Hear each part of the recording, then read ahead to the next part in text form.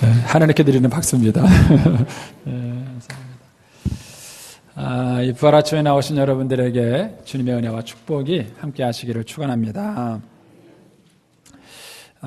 우리가 신앙생활을 할 때에 창조와 부활이 가장 믿기 어려운 관점입니다. 만약에 우리가 성경에 나와 있는 말씀 가운데 창조를 믿을 수 있다면 성경에 있는 모든 기적들을 다 믿을 수 있습니다. 그래서 우리가 신앙생활을 할 때 다른 것들은 이렇게 쉽게 받아들일 수 있으면서도 하나님이 세상을 창조하셨다라는 이 창조신앙을 쉽게 받아들이기가 쉽지 않습니다. 그래서 우리에게는 창조론보다는 진화론이 훨씬 더 과학적이고 설득력 있게 들리는 것입니다. 그러나 진화론도 사실은 과학이 아닙니다. 하나의 가설입니다. 이러할 것이다 라고 가설을 세웠고 그 가설은 아직까지도 증명되지 않았습니다.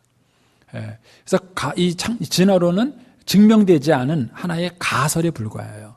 그래도 많은 사람들은 진화론이 과학적이고 합리적이라고 생각합니다.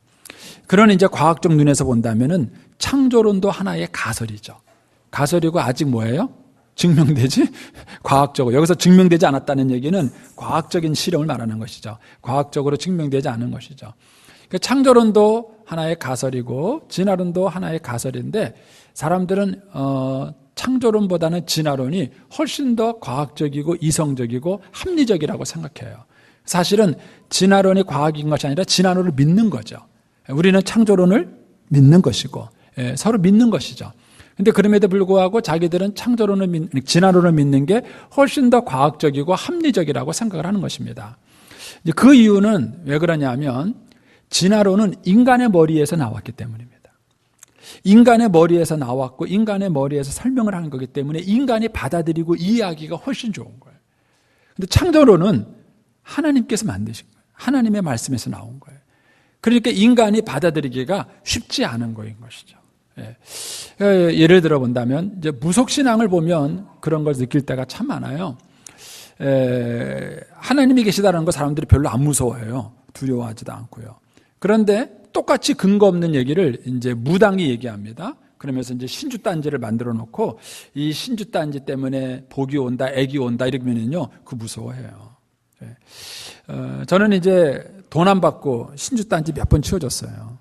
혹시 뭐 걱정되시면 저한테 오시면 제가 돈 안 받고 해드리겠습니다. 네. 근데 이제 무당들은요, 신주단지 만들 때도 돈 받고 치울 때도 돈 받아요. 그렇죠? 네, 아시는 분은 수상한 분입니다.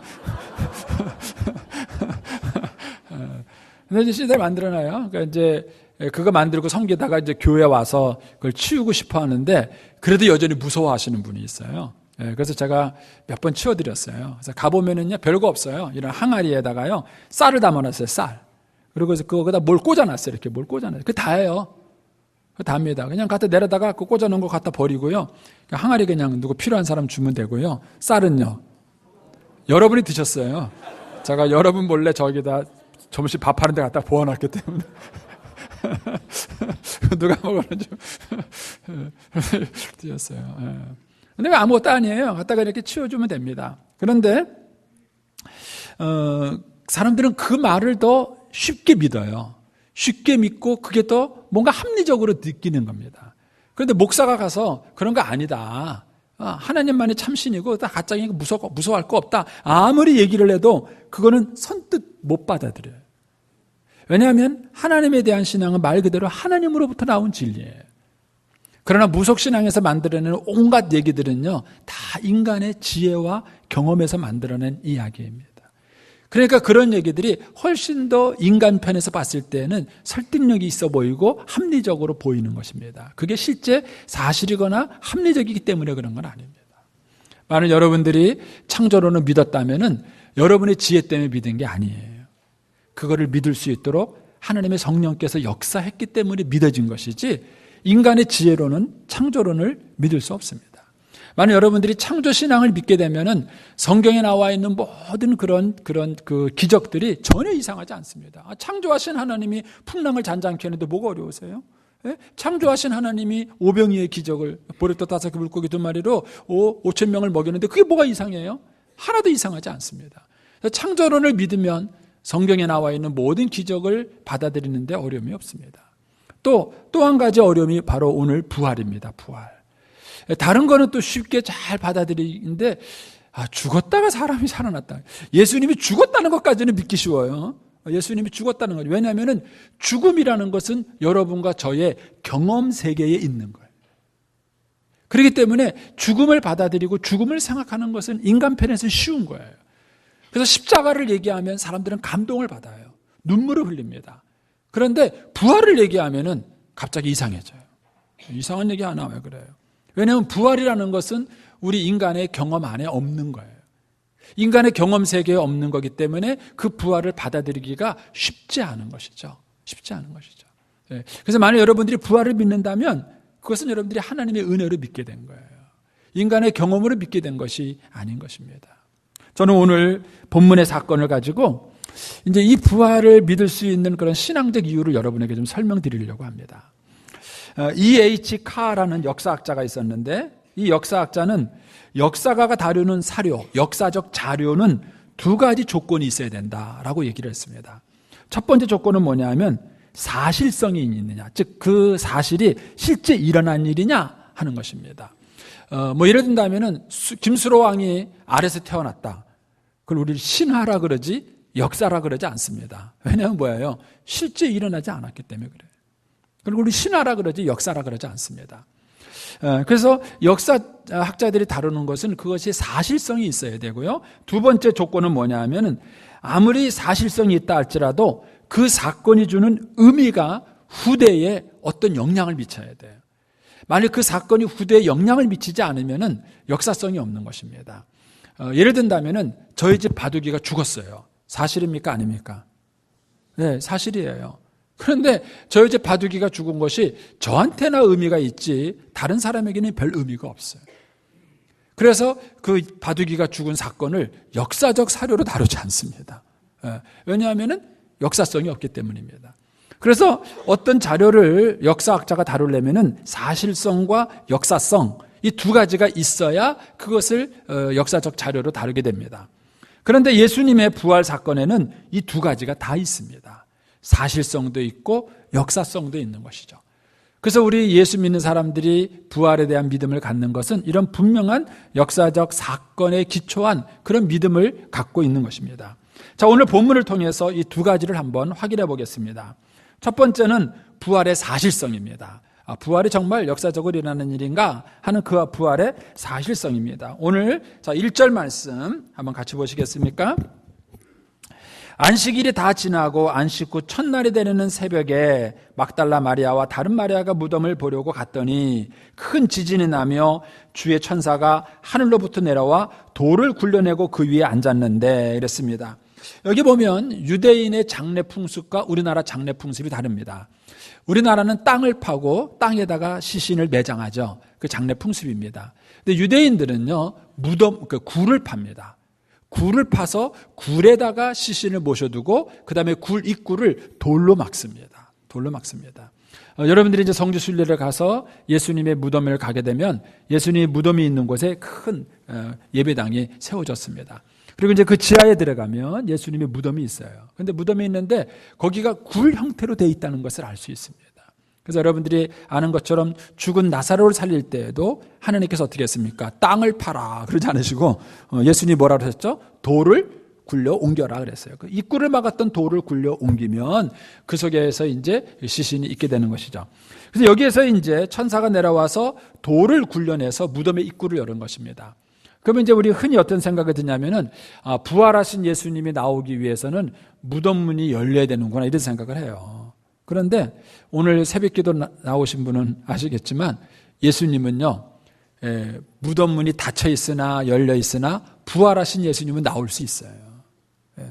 오늘 아침에 우리가 요한복음에서 본 것처럼 제자들이 유대인들을 두려워하여 문을 꽁꽁 걸어 잠그고 방 안에 숨어 있을 때에 부활하신 예수님이 나타나셔요.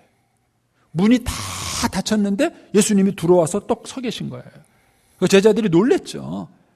귀신인 줄 알았죠. 여러분 귀신이 아니고서야 어떻게 문이 다 닫혀 있는데 들어올 수 있겠어요. 근데 예수님이 그들에게 귀신이 아니라는 것을 보여주기 위해서 손과 뭘 보여주시죠? 못자국을 보고 손에 창자국을 만져봐라 하고 주님이 얘기하십니다. 그리고도 못 믿으니까는 그들 앞에서 뭐예요? 생선을, 구운 생선 한 토막을 먹어 보이십니다. 그래서 내가 귀신이 아니다 라는 사실을 보여주세요. 그래서 부활하신 예수님의 몸은 우리의 몸하고 다릅니다.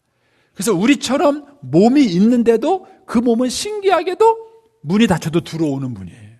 영의 몸이라 그래서요. 그 귀신처럼 느껴지는 거예요. 따라서 부활하신 예수님을 위해서라면 굳이 무덤의 돌문을 열 필요 없어요. 그가 안 열어도 부활하신 예수님은 얼마든지 그 무덤을 나올 수 있으십니다. 그런데 천사들이 이 돌을 굴려내고 무덤을 열은 이유는 뭐냐면 그 무덤이 비었다는 것을 보여주기 위한 거예요. 예수님이 부활하시고 그 무덤이 비었다는 사실을 여인들에게 또 사람들에게 보여주기 위해서 천사들이 그 돌을 굴려서 무덤 문을 열어놓은 것입니다. 자, 3절 계속 보겠습니다. 그 형상이 번개 같고 그 옷은 눈같이 희건을 지키던 자들이, 이건 이제 로마의 군병들이죠. 지키던 자들이 그를 무서워하며 떨며 죽은 사람과 같이 되었더라. 이 지진에 놀란 거예요. 지진에 놀라고 천사들의 빛에 놀라서 그들이 거의 기절한 사람처럼 된 거죠. 5절에 천사가 여자들에게 말하 이르되 너희는 무서워하지 말라. 십자가에 못 박힌 예수를 너희가 찾는 줄 내가 아노라. 그가 여기 계시지 않고 그가 말씀하신 대로 살아나셨느니라. 와서 그가 누우셨던 것을 보라. 그리고 끝났지만은 보라. 그 다음에 또 뭐가 있겠어요? 무덤이 비었다. 빈 무덤을 확인해라. 그런 얘기예요. 빈 무덤을 확인해라. 자, 이렇게 해서 무덤을 비웠습니다. 11절로 가보겠습니다. 11절에 보시면 여자들이 갈 때 경비병 중 몇이 성에 들어가서 모든 된 일을 대제사장들에게 알리니 그들이 장로들과 함께 모여 의논하고 군인들에게 돈을 많이 주며 이르되 너희는 말하기를 그의 제자들이 밤에 와서 우리가 잘 때에 그를 도둑질하여 갔다 하라 그랬습니다. 기절했던 병사들이 정신을 차리고 보니까 무덤 문은 열렸고 예수님의 시체는 안 보이는 거예요. 그러니까 난리가 났죠. 그러니까 가서 이제 대제사장들한테 보고를 합니다. 그건 대제사장들이 뭐라 그러냐면은 야, 제자들이 너희들 그렇게 깜빡 잠든 동안에 훔쳐갔다고 거짓말해. 너희들 대장이 근무에 태만하게 섰다고 뭐라 그러면 우리가 다 해결해 줄 테니까 걱정하지 말고 그렇게 얘기를 해. 이렇게 말해요. 이렇게 해서 생긴 것이 뭐냐면은 도적설입니다. 도적설. 예수님의 부활을 부인하는 역사적 수많은 시도가 있었어요. 그 이론 중에 하나가 뭐냐면 예수님의 시체를 제자들이 훔쳐갔다 하는 도적설이 있고요. 예수님이 십자가에서 실제 죽은 게 아니라 기절했다 하는 기절설도 있어요. 그리고 예수님의 그 무덤을 찾아왔던 그 여자들이 너무 감성이 풍성한 나머지 그냥 예수님을 보고 싶은 마음에 착각해서 다른 무덤을 찾아갔다 하는 오인설도 있어요. 여러분 어떤 게 맞으세요? 도적설, 기절설, 오인설 어떤 게 맞으세요? 그러나 이런 모든 설이 공통적으로 부인하지 않는 게 있어요. 그게 뭐냐면 예수님의 무덤이 비었다는 겁니다. 예수님의 무덤이 비었다는 건 아무도 부정하지 않는 거예요. 이 대제사장들도 부정하죠. 왜? 비어 있었으니까. 비어 있는 건 역사적 사실이니까. 그걸 아무도 부정하지 않아요. 다만 그 빈 무덤을 어떻게 설명하느냐 하는 그 설명에는 다른 거예요. 우리는 예수님이 부활하셨다 이렇게 말을 하는 거고 오늘 본문에는 제자들이 훔쳐갔다 하고 도적설을 얘기하는 거고 그 다음에 어떤 사람은 기절했다 하고 얘기하는 거예요. 자, 도적설은 제가 조금 이따 설명하기로 하고요. 기절설은 왜 말이 안 됩니까? 여러분 생각해 보세요. 예수님이 못 박히기 전에 그렇게 채찍에 맞아가지고요 골고다 언덕까지 그 십자가를 들고 갈 수 없었어요.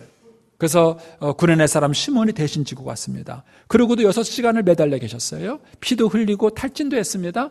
그리고 기절했다 칩시다. 그래가지고 그 예수님을 무덤에 모셨다니까 차가운 돌바닥에 누워있다 정신이 들었어요. 그리고 깼습니다. 그러면은 그렇게 탈진한 예수님이 여자들 3명이 오면서도 누가 우리를 위해서 돌문을 굴려줬고 그 얘기는 여자 3명이 그 돌을 움직일 수가 없다는 그 정도 크기의 무게라는 거예요. 그러면은 건강한 여자 3명이 움직일 수 없는 거를 기절하신다가 깨어나신 예수님이 움직이고 나올 수 있었겠어요? 합리적인 설명이 아니에요. 오인설도 그렇습니다. 여자들이 너무 착각을 해서 엉뚱한 무덤을 찾아가서 오인했습니다. 그럼 누구도 오인해야 되냐면은 오늘 본문에 나온 경비병들도 오인해야 돼요. 이분들도 자다가 깨다가 일어나니까는요, 갑자기 무덤을 오인해가지고요, 이거 무덤이 폈다 생각하고 막 제사장한테 가서, 무덤이 폈습니다. 이렇게 말해야 되는 거예요. 여러분, 오인설도 합리적인 설명이 되지 않는 거예요. 자, 오늘 본문에 나오는 도적설도 마찬가지입니다. 만약에 이 사람들의 말대로 예수님의 시체를 제자들이 훔쳐가서 어딘가는 숨겨놓고 그리고 말하기를 예수님이 부활했다 이렇게 칩시다. 자, 그러면은 설명할 수 없는 것이 있어요. 그것이 뭐냐면 제자들의 변화된 모습입니다. 변화된 모습입니다. 자, 마태복음 26장 73절을 한번 좀 보겠습니다. 이 앞에 PT에 나옵니다.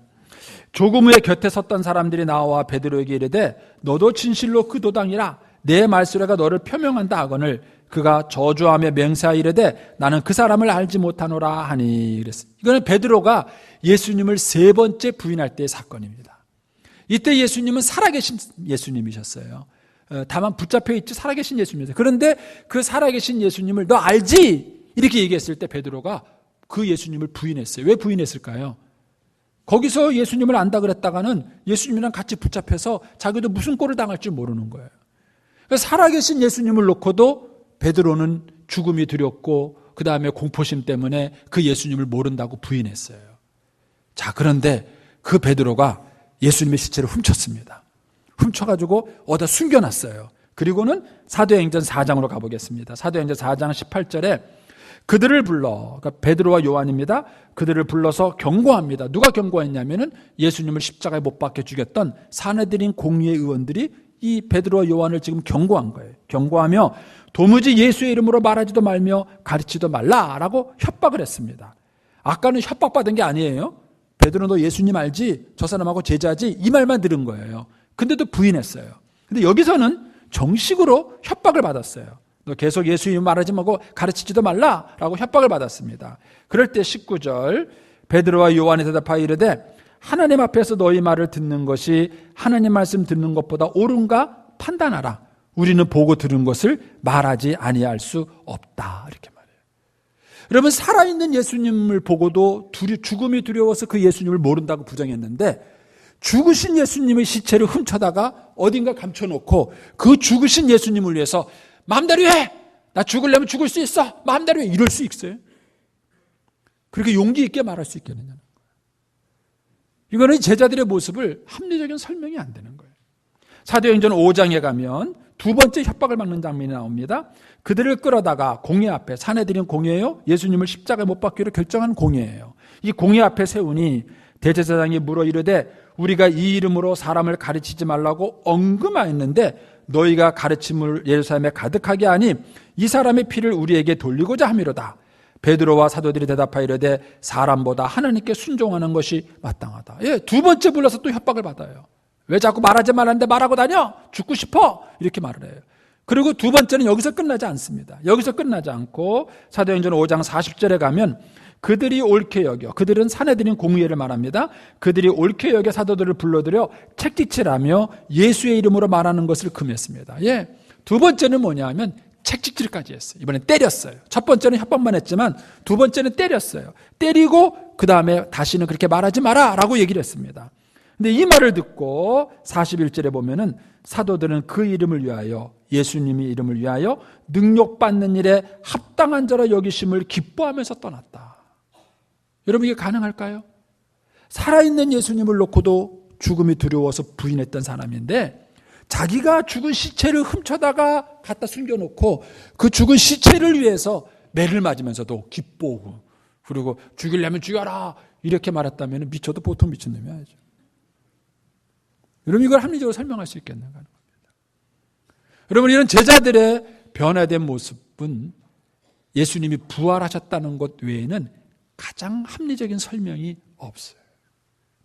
여러분, 환상설도 있어요. 환상설. 그건 뭐냐면요, 예수님의 제자들이 예수님을 너무 사랑한 나머지 상사병에 걸렸다는 거예요. 상사병. 상사병이 뭔지 알죠? 한 번도 안 걸려보셨어요? 그리고 결혼하셨어요? 여러분, 상사병이 걸린 거예요. 너무 예수님을 좋아한 나머지 헛것을 봤다는 거예요. 그러면 고린도전서 15장에 보면 무슨 얘기가 나오냐면은 500여 형제에게 일시에 보이셨나니라는 말씀입니다. 부활하신 예수님을 500명이 동시에 봤다는 거예요. 그럼 여러분, 혼자 상사병에 걸렸다는 건 이해가 되지만 500명이 동시에 또 같은 시간에 상사병에 걸려가지고 헛것을 볼 수 있을까요? 그런 것은 합리적 설명이 되지 않습니다. 그래서 예수님의 부활에 대해서 부활만이 가장 합리적인, 예수님의 그 빈 무덤에 대한 가장 합리적인 설명인 것입니다. 성경의 설명 외에도 역사적 또 다른 사료의 증거였습니다. 자, 좀 보여주시겠습니까? 소위 말하는 빌라도의 보고서라는 것입니다. 지금도 성 소피의 성당에 원본이 보관되어져 있습니다. 이거는 예수님의 그 십자가 사형을 허락한 빌라도가 이 십자가 사건 이후에 황제에게, 로마 황제에게 쓴 보고서예요. 그 보고서의 일부에 이런 내용이 있습니다. 약간 길지만 제가 읽어드리겠습니다. 저는 빌라도를 말합니다. 저는 허탈한 마음과 슬픔에 차서 총독청에 돌아왔습니다. 그 나사렛 사람의 피가 아직 얼룩져 있는 계단을 오르다가 저는 문득 한 늙은이가 무엇을 탄원하는 듯한 태도로 서 있는 것과 그 노인 뒤에 몇 명의 로마 사람들이 눈물을 지으며 서 있는 것을 보았습니다. 그는 내 발 앞에 몸을 굽히고 크게 통곡하였습니다. 늙은 노인이 울고 있는 것을 보니 마음이 아팠으며 비록 외국 사람이긴 하지만 함께 있는 로마 사람과 같이 제 마음은 슬픔으로 어찌할 바를 몰랐습니다. 그리고 실제로 그날 제가 본 많은 사람들의 눈에서는 눈물이 글썽거리고 있는 듯이 보였습니다. 저는 그렇게 격한 감정을 가져본 체험이 없었습니다. 예수를 반역하여 판 사람들이나 그렇게도 반대 증언을 하고 그를 십자가에 못 박으시오, 그의 핏값을 우리에게 돌리시오 하고 큰 소리쳤던 무리들은 비겁한 똥개같이 쑥 들어가 버려 그들의 이빨을 식초로 씻은 듯 시침을 떼고 있었습니다. 제가 들은 대로 예수가 죽은 후에 부활하리라는 그의 가르침이 사실이라면 이 가르침은 많은 군중 가운데서 실현될 것이라고 저는 확신하고 있었습니다. 영감님, 저는 감정을 억제하고 그 노인에게 물었습니다. 당신은 누구시며 바라는 바 요구가 무엇입니까? 저는 아리마대 요셉이라고 합니다. 하고 그 노인은 대답하였습니다. 저는 나사렛 예수를 장사 지내고 싶습니다. 그것을 허락해달라고 당신 앞에 무릎을 꿇었습니다. 당신 소원대로 하십시오 하고 저는 대답하였습니다. 그리고 동시에 저의 부관 말루스에게 명하여 병정 몇 사람을 대동하고 가서 매장하는 것을 감독하고 불경스러운 일이 일어나지 않도록 하라고 지시하였습니다. 며칠 후 그의 무덤은 비어 있었으며 그의 제자들은 각처로 다니면서 예수가 자신이 말한 대로 죽은 사람들 가운데 다시 살아났다고 전파했습니다. 이 사건은 예수를 십자가에 못 박았던 사건보다 더 큰 혼란을 일으켰습니다. 이 사실에 대해서 확실히 말할 수는 없지만 어느 정도 제 나름대로 조사해 보았습니다. 황제께서도 헤롯을 시켜 조사하여 보시면 저에게 잘못이 있는지의 여부를 알 수 있을 것입니다. 요셉은 자신의 묘실에 예수를 매장하였습니다. 그가 예수의 부활을 예상했는지 아니면 또 다른 묘실을 준비하려 했던 것인지 저도 알 수 없습니다. 예수가 매장된 다음 날 제사장 한 사람이 총독청으로 와서 제게 말하기를 예수의 제자들이 그의 시체를 훔쳐 숨긴 후에 그가 생전에 예언한 대로 살아난 것처럼 꾸미려고 한다고 하였습니다. 저는 그를 제사장 친위대장인 말커스에게 보내어 무덤을 지키기에 충분한 수대로 병정을 데리고 가서 배치하라고 한 후 만일 무슨 사건이 발생한다면 그들의 책임이지 로마 정부의 책임이 아니라고 하였습니다. 무덤이 비어있는 사실이 알려지자 큰 흥분이 일어났으며 저는 더 큰 근심에 쌓이게 되었습니다. 저는 이스람이라는 사람을 보내어 자초지종을 조사하게 하였는데 그는 제가 다음과 같은 상황을 연상할 수 있도록 자세히 말해 주었습니다. 사람들은 그 무덤 위에 부드럽고 아름다운 빛을 보았다고 하였습니다. 처음에 그는 여자들이 그들의 풍속대로 예수에게 발라드릴 향유를 가지고 왔는가를 하고 추측하였습니다. 그러나 곧 그는 여자들이 파수꾼을 통과할 수 없으리라는 생각이 미쳤습니다. 이러한 여러 생각이 그의 마음에 스쳐가는 동안 이상하게도 온 주위가 환하고 밝게 비치고 거기에 이미 죽었던 사람들이 그들의 수의를 입은 채로 서 있는 것 같다고 하였습니다.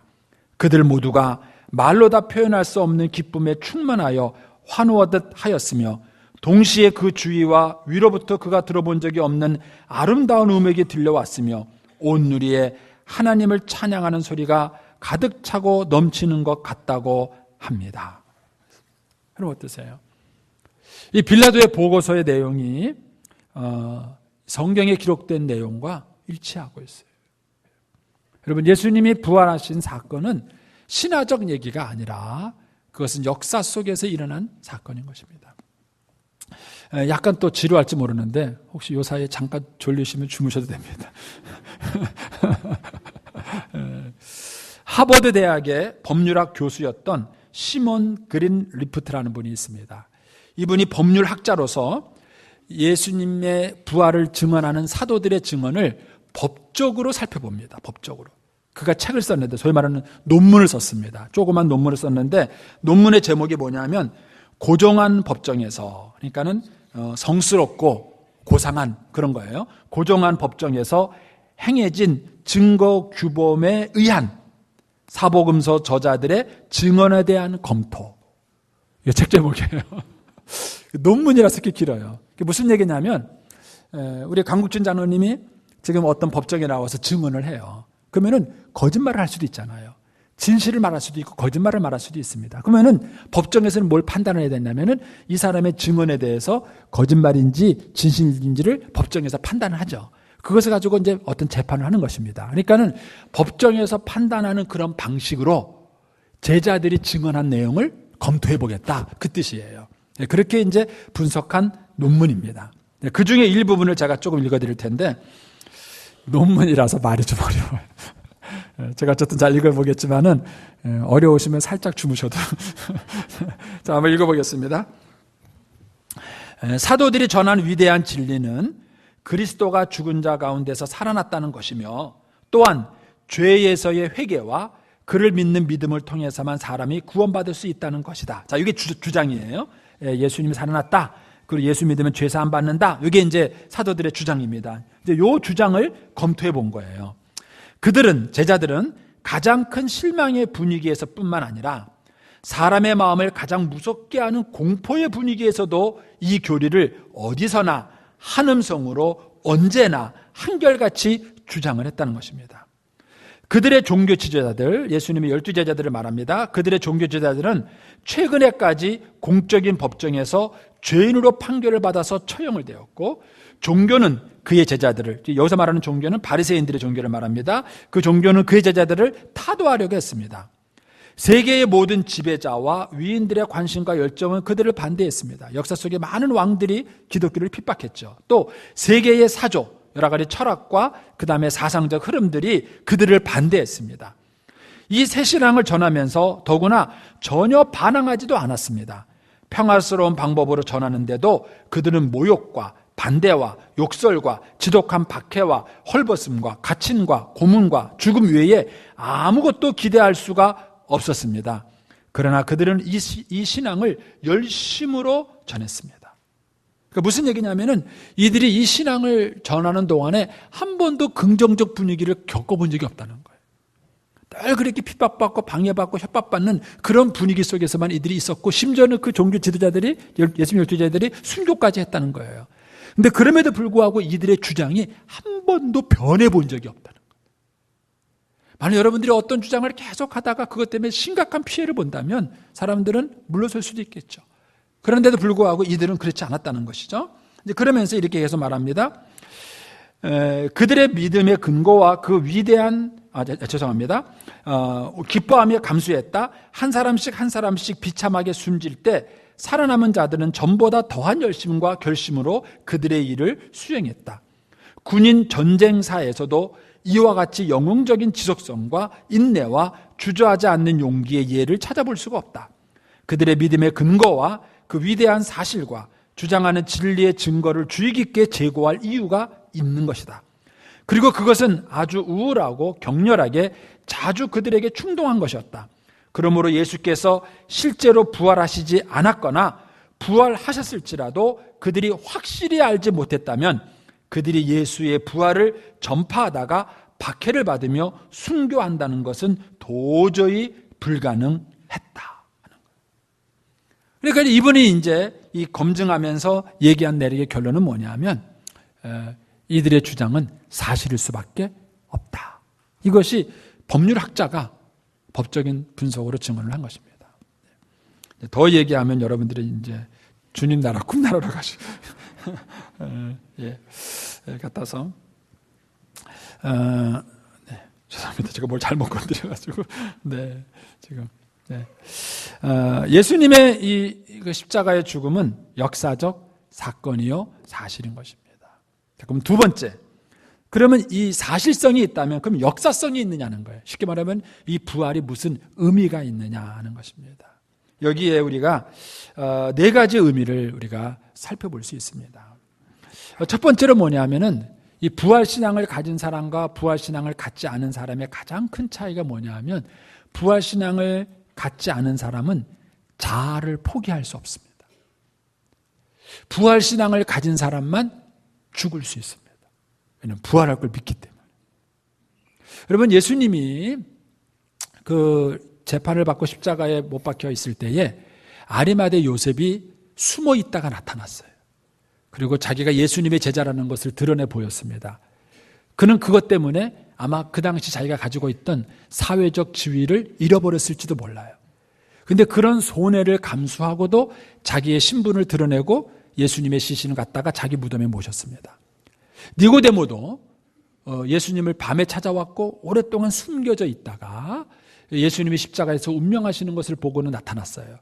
그리고 100틀 되는 향품을 예수님 몸에 바르도록 내놨습니다. 이 니고데모와 요셉은 예수님에 대해서 믿는 신자라고 밝히지 않고 숨겨 있다가 예수님이 십자가에 죽으신 다음에서야 자기의 신앙을 드러내고 기꺼이 손해를 감수했어요. 그런데 이 아리마다 요셉과 니고데모도 부활을 믿지 않았습니다. 그 당시에. 여러분, 부활을 믿지 않고도 예수님께 헌신하고 희생할 수 있어요. 부활을 믿지 않고도 예수님의 제자들처럼 모든 배를 버리고 부모도 버리고 주님을 따를 수 있어요. 그러나 부활을 믿지 않으면요, 베드로처럼 결정적인 순간에 예수님을 부인합니다. 왜냐하면 자아는 죽을 수 없기 때문에 그렇습니다. 부활을 믿는 사람만이 자기 자아를 포기할 수 있습니다. 그럼 부부 갈등이 왜 해결되지 않을까요? 간단해요. 자아가 안 죽어서 그래요. 남편의 자아가 죽든지 아내의 자아가 죽든지 둘 중에 한 사람만 죽으면 싸움은 끝납니다. 그런데 우리는 그 자아가 죽지 않아요. 왜냐하면 그만큼 죽기 힘든 거예요. 여러분, 남녀가 결혼할 때 어떻게 결혼합니까? 너무너무 사랑한다 그러잖아요. 그래서 사랑해서 다이아도 선물하잖아요. 그 비싼 다이아도 선물합니다. 근데 그렇게까지 선물은 할지언정 자아 포기는 안 되는 거예요. 부활신앙을 가진 사람만이 자신의 자아를 내려놓고 포기할 수 있는 것입니다. 왜냐하면 그 부활신앙만이 현재적 신앙이 되기 때문에 그렇습니다. 자, 오늘 본문의 말씀에 1절에 보십시오. 안식일이 다 지나고 안식 후 첫날 새벽에 되려는 새벽에 막달라 마리아와 다른 마리아가 무덤에 왔습니다. 왜 왔습니까? 부활하신 예수님을 만나려고 온 것이 아니라 예수님의 시신을 만나기 위해서 온 거였어요. 마가복음 16장 1절입니다. 제가 든 PT에 있습니다. 안식일이 지남에 막달라 마리아와 야고보의 어머니 마리아와 또 살레목에 가서 예수께 바르기 위하여 향품을 사두었다가 그랬습니다. 그러니까 이들이 무덤을 찾아온 것은요, 부활하신 예수님을 기대한 것이 아니라 예수님의 시체를 만나려고 기대했던 거예요. 마태복음 28장 16절입니다. 제가 좀 PT에 있어요. 11제자가 갈릴리에 가서 예수께서 지시한 산에 이르러 예수를 배웠고 경배하나 아직도 의심하는 사람들이 있더라. 이 장면은요, 11제자, 가룟 요단은 이미 죽고요, 11명의 제자가 부활하신 예수님을 지금 보고 있는 거예요. 그 부활하신 예수님을 눈앞에 보고 경배하고 있으면서도 어떤 생각을 하고 있느냐면은 저거 혹시 귀신 아니야? 이러고 생각하고 있다는 거예요. 그러니까 예수님의 제자 어떤 사람들도 부활을 기대했던 사람들이 아무도 없었어요. 그런데 이들이 부활하신 예수님을 만나고 부활신앙을 갖게 된 것입니다. 예수님이 그 부활신앙을 요한복음 11장 23절에서 이렇게 설명합니다.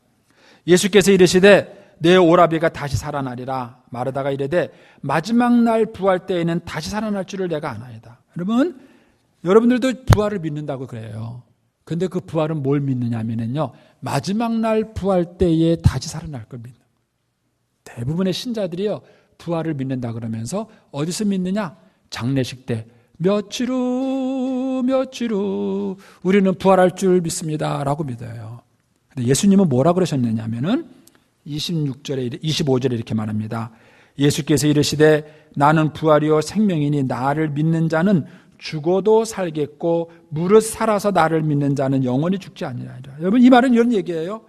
부활 신앙은 너희가 죽은 다음에 적용되는 신앙이 아니라는 거예요. 죽은 다음에도 적용되는 신앙이지만 살아있을 때도 적용되는 신앙이라는 거예요. 만약에 여러분들이 부활의 그 신앙을 죽을 때에만 소망을 가지고 있고 지금 살아있는 이 순간 여기에서 그 부활 신앙이 뭔가 여러분에게 의미를 갖고 있지 않다면 그 신앙은, 여러분은 부활 신앙을 아직 믿고 있지 않는 거예요. 죽을 때에만 적용되는 부활 신앙은요, 영원 분별을 믿고 있는 일반 사람들도 그 생각을 하고 있어요. 성경에서 말하고 있는 부활 신앙은요, 죽음의 순간에만 적용되는 부활 신앙이 아니라 지금 살아서 여기에 있는 신앙이 적용되는 거예요. 그러면 그게 뭐가 다른가? 여러분, 그 사람은요, 자아를 포기할 줄 압니다. 제가 이제 조금 위험성이 있지만은, 제가 이제 고민을 하면서 이 간증을 이제 여러분께 들려드립니다. 제가 산상기도하고 수요 예배 때는 한번 소개했는데, 여기는 뭐 너무 많은 사람들이 있어서 조금 걱정을 하는데, 오해가 없이 드릴 수 있게 되길 바라요. 제가 이제 그 예수전도단에 이제 김미진이라는 간사님이 계셔요. 근데 이제 이분이 이런 간증을 하는 것을 제가 들었습니다. 이분이 사업을 하다가 폭삭 망했어요. 큰 사업을 하다가 폭삭 망하고 50억 빚을 집니다. 50억 빚을 져요. 그리고 자기는 죽을 병이 걸려요. 불치병이 걸립니다. 이러고 난 다음에야 이분이 하나님을 찾아고 부활하신 하나님을 만납니다. 그 전에 이분은 본인 스스로 뭐라 그러냐면 자기는 고신사대래요. 고신사대. 고신사대가 뭔지 아세요? 고신 측에서 믿음과 신앙을 키워온 사대예요. 그래서 어렸을 때 엄마가 하루에 성경을 10장 읽지 않으면 밥을 안 줬대요. 7살 때부터 성경을 읽기 시작했는데 실제 7살 때 성경을 안 읽었다고요. 엄마가 밥을 안 줬대요. 그래서 자기는 엄마가 계모인 줄 알았대요. 그렇게 성경을 읽혔어요. 그러다 보니까는요, 자기가 성경을 260번 읽었대요. 성경 몇 번 읽으셨어요? 여기 그래요. 그것도 대충 계산한 거래요. 조금 더 계산하면 훨씬 더 많이 읽은 분이에요. 근데 이제 이분이 그렇게 신앙생활 한 거예요. 자기는요, 치마가 무릎 밑에 15cm 안 내려오면은요, 그 치마는 벗은 치마다 이렇게 생각하고 컸대요. 굉장히 보수적이고 율법적인 신앙을 커온 거예요.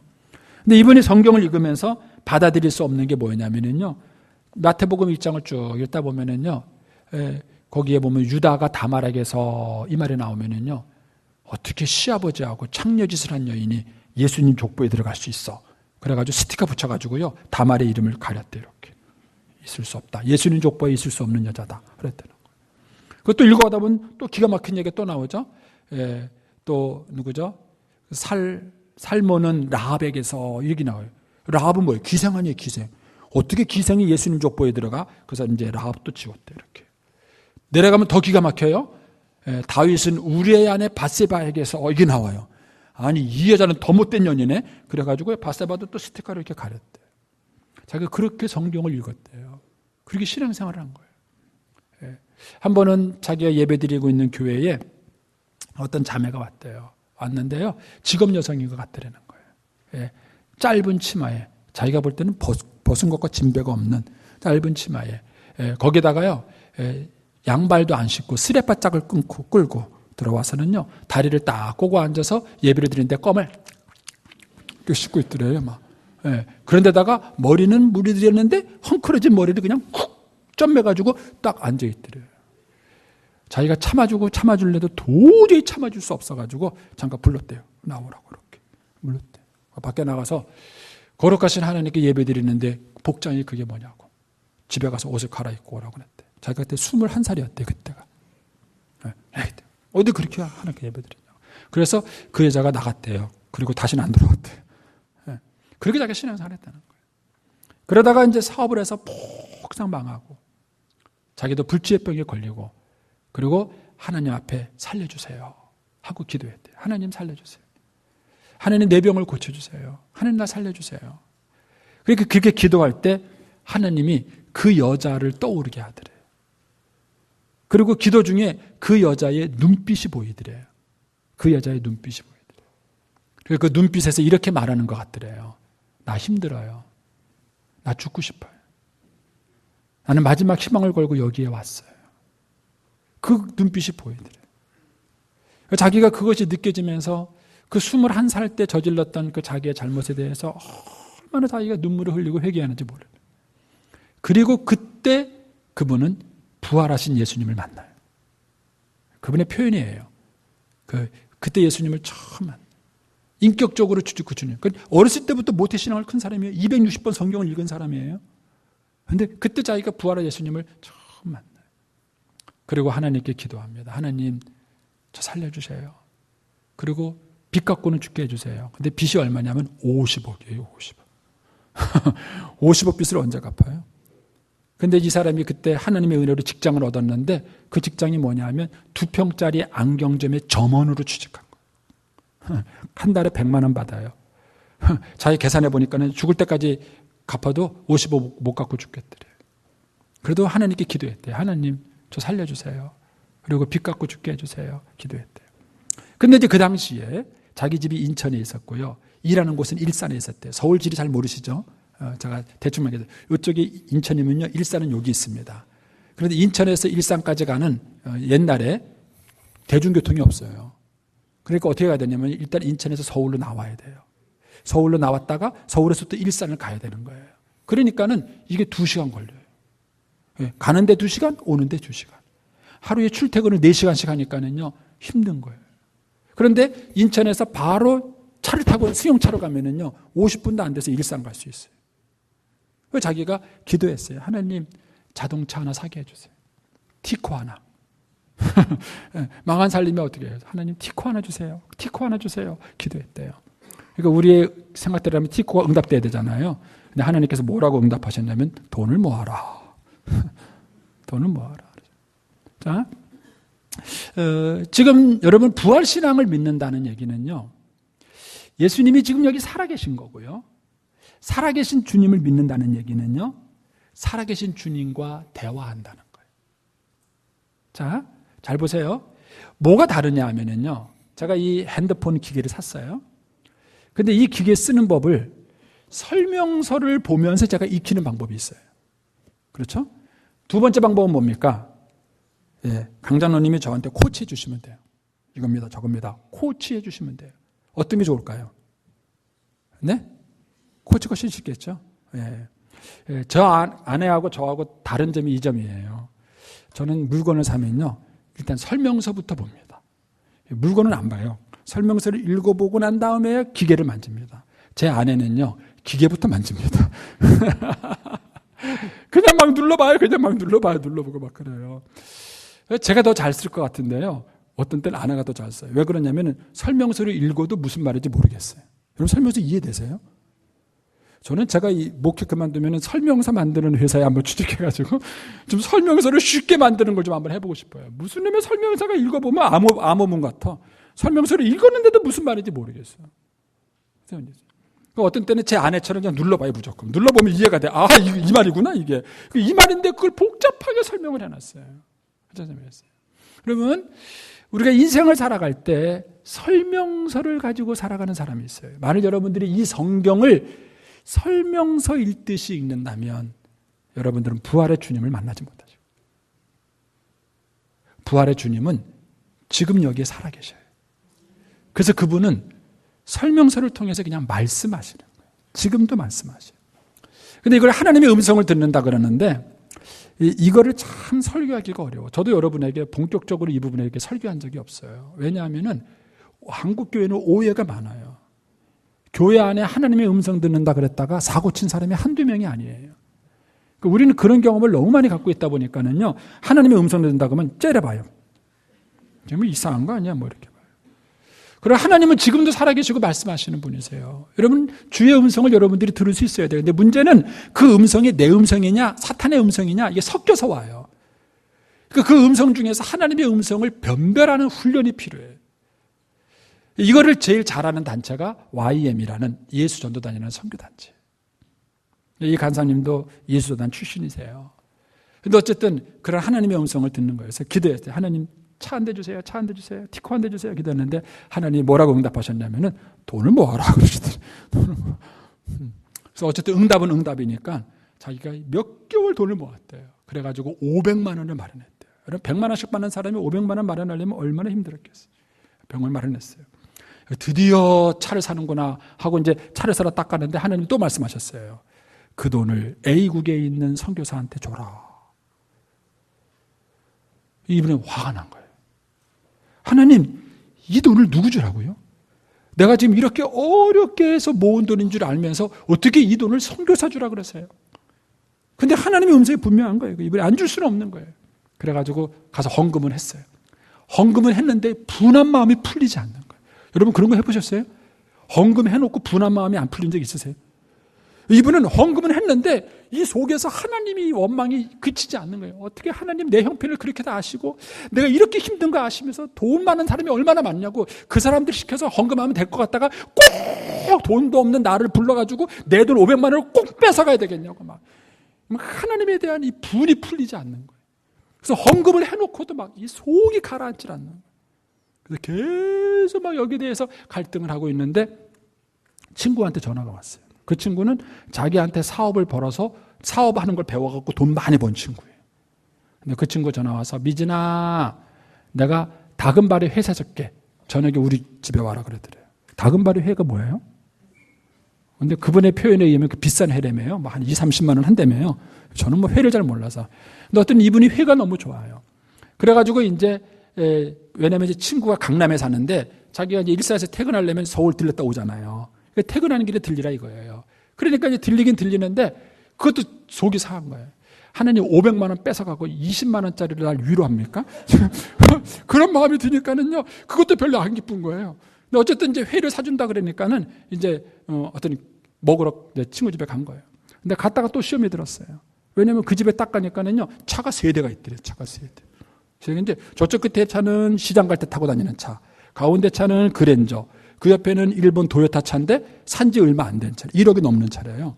그래가지고 스티커 뭡니까 이거. 비닐도 아직 뜯지 않은 차가 딱 3대가 있더래요. 그 차를 보니까 또 열받는 거예요. 하나님 여기는 차가 3개나 있지 않냐고. 돈을 가져가려면 이런 집에서나 가져가야지 돈도 없는 나한테 500만 원을 뺏어가냐고 막 화가 나는 거예요. 막. 그래가지고 이제 막 몸이 불편해 죽겠는데 그 친구가 딱 오더니만은요. 나 차 샀다 그러는 거예요. 그들은 이제 키를 이렇게 들어 보이면서 이 차 얼마나 좋은지 한번 타볼래? 네가 운전해라 그러더래. 회 먹으러 가는데 네가 운전해. 거기에 또 마음이 확 상한 거예요. 존심이 확 상한 거예요. 엄마!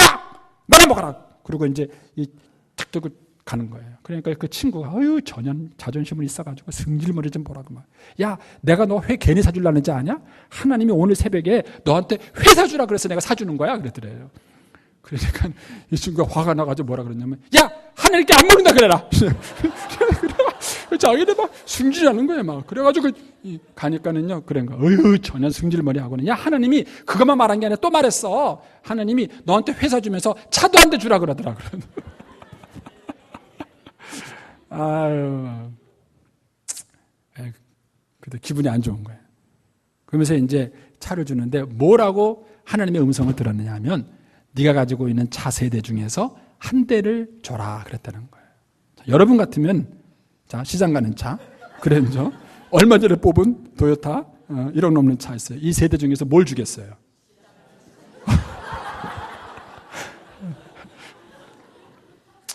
근데 그분이 1억짜리 그 도요타 차를 준 거예요. 그러니까 이것도 자존심이 상하는 거예요. 막. 그래가지고 야, 안 타! 그리고는 그 도요타 차를 주고 그랜저 키를 받았대요. 자기가. 그랜저 키를 받아갖고 나오면서요. 차 안에서 펑펑 울었대요. 왜냐면 분하고 억울해서 울었대요. 왜 억울해서 울었냐면은 자기는 고신 4대래요. 근데 그 친구는요. 1대. 이제 신앙생활 안에 1대예요. 근데 자기는요, 고신 4대, 쟤보다 믿음 생활을 훨씬 많이 한 고신 4대인데도 500만 원 때문에 하루 종일 분이 안 풀리는 거예요. 근데 저 친구는 1대인데 1억 얼마짜리를 툭 주는 거예요. 자존심이 상해버린 거예요. 내가 어떻게 내가 고신 4대가 돼가지고 내가 1대한테 이렇게 자존심 상하냐고 말이에요. 하나님 나를 어떻게 쪽팔리게 만들 수 있느냐고. 분해가지고요, 차 안에서 펑펑 울었대요. 그러면서 하나님 나도 벤츠 하나 그냥 딱 던져줄 수 있는 실력을 달라고 그랬대요. 막. 하나님이 들어주셨어요. 10년 동안 그분을 연단하시고 난 다음에 하나님이 4년 6개월 만에 50억 빚을 갚게 하셨어요. 4년 6개월 만에. 그리고 2016년도인가요? 그때는요, 연초에 기도하라 그러더래요. 2017년도인가? 한 해가 바뀌었으니까 17년도에 연초에 기도하라 그러시더래요. 기도 제목을 내놓으라 그러시더래요. 그래서 하나님 올 1년 동안 내가 100억 헌금할 수 있게 해주세요 라고 기도했대요. 그런데 12월 달에 100억 했대요. 뭐 억소리 나니까 잘 감이 안 잡히시죠? 여러분이 묻고 싶은 건 이거예요. 부활의 주님, 그분이 지금도 살아계시면 여러분은 그분의 음성을 들은 적이 언제예요? 두 번째 질문은 그겁니다. 그 부활의 주님이 역사했기 때문에 그 부활의 주님만이 일으킬 수 있는 일을 여러분들이 경험한 적이 언제입니까?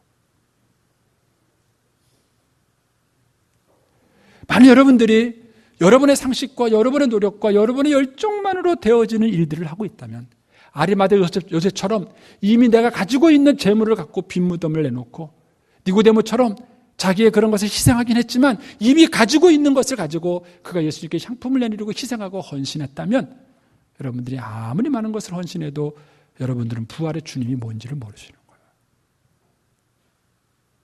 기독교 신앙은 부활의 주님을 믿는 것입니다. 교회 안에는 이 부활의 주님을 믿는 그 믿음을 가지고 살아가는 것입니다. 그래서 그분의 음성을 들을 수 있어야 되고요.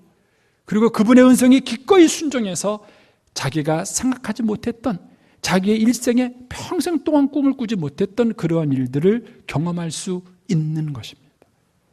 그것이 부활신앙입니다.